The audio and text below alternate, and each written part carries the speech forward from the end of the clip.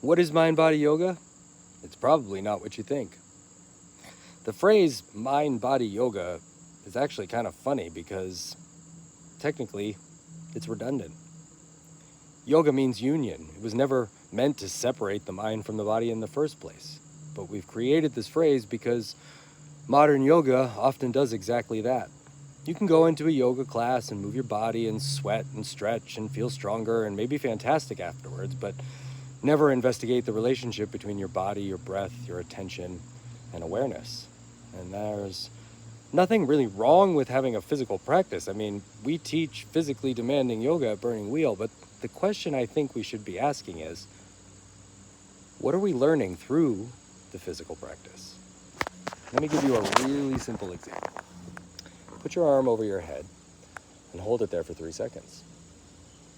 Probably not much happens. But if we hold it there for 3 minutes, something very different is going to happen. Your shoulder starts talking to you, and your breathing's going to change. Thoughts start appearing. Maybe you're going to get irritated. Maybe you start wondering why you're still doing this.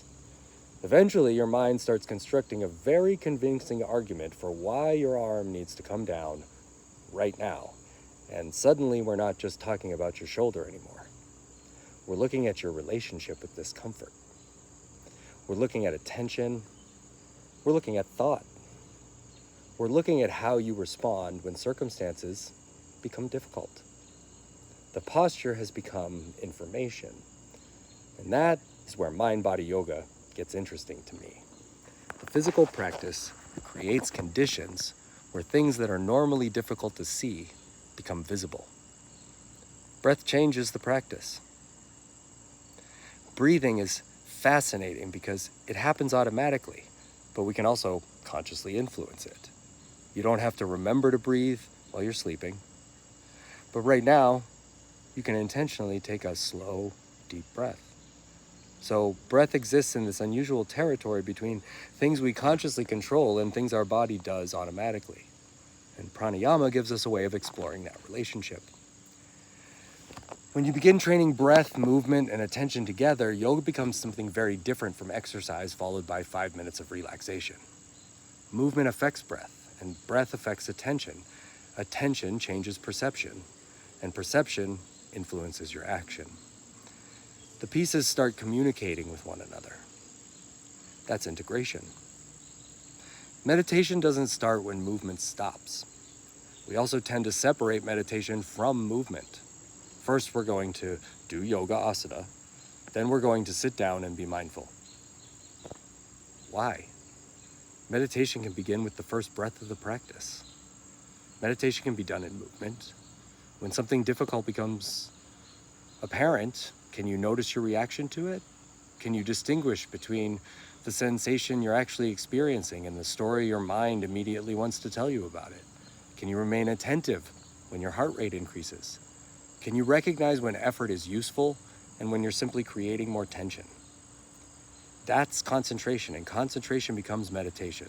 The body gives us something to immediately pay attention to, and that's one reason I think physical intensity can be such an effective teacher when it's used intelligently. Intensity makes things easier to see. Philosophy gives the experience context, so that brings us to yoga philosophy. Philosophy shouldn't just be a collection of Sanskrit words that you're supposed to memorize. It should help you understand something you're actually experiencing. Attachment becomes much more interesting when you catch yourself clinging to something. Aversion makes more sense when you're uncomfortable and you watch yourself trying to escape the experience. Ego becomes less abstract when you notice yourself comparing your practice with the person next to you. Now, philosophy isn't something somebody told you about. You're actually observing it. The goal isn't accumulating information, it's developing ways of seeing things clearly. So what should you look for in a mind-body yoga class? The first thing I would pay attention to is the teacher. Are they practicing the entire class with you, or are they watching you? There's certainly a place for demonstration. If I'm teaching something unfamiliar, sometimes the easiest way to communicate it is to show it.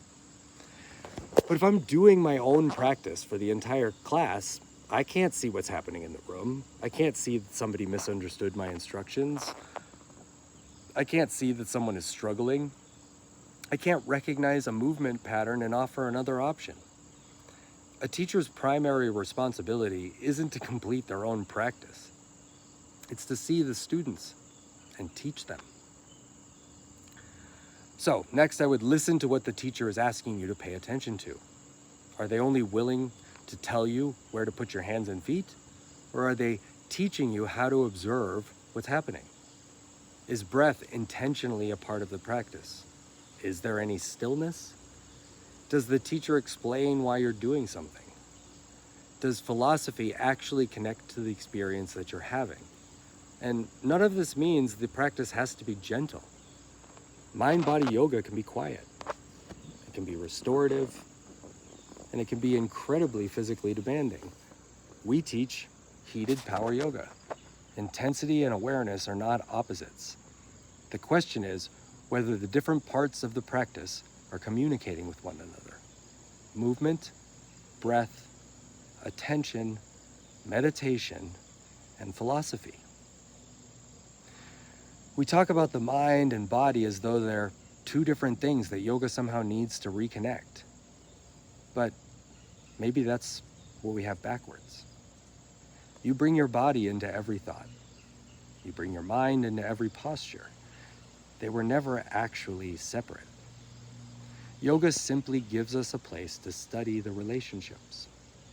I'm Jordan Lashley from Burning Wheel Yoga School in Natick, Massachusetts. If this way of practicing interests you, you can find more videos here on the channel or come practice with us at Burning Wheel. And if there's something about yoga you've heard 100 times but never really understood, put it in the comments, and maybe that's what we'll explore next.